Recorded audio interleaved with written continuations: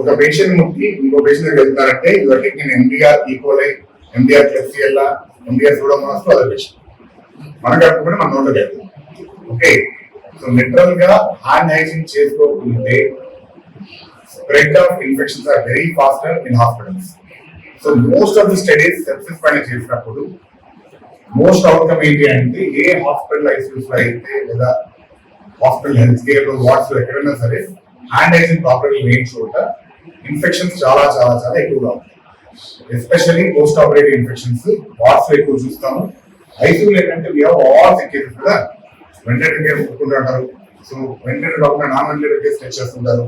So మీరు ఇక్కడ test చేసి అలా పెయిన్ అలా వెళ్ళి ఆ పేషెంట్ వాళ్ళు అవునా కదా right.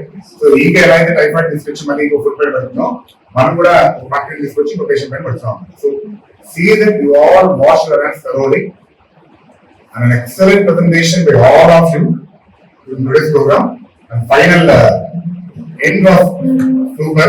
Okay, last week man అయితే వాటర్ అలా స్టైల్ లో సో తర్వాత ఇది క్రికెట్ ఇచ్చారు for victory. Running tap water is far better than anything else. So wash your hands before touching, after touching, before leaving the hospital premises, everything. And action saves lives. Definitely action always saves lives.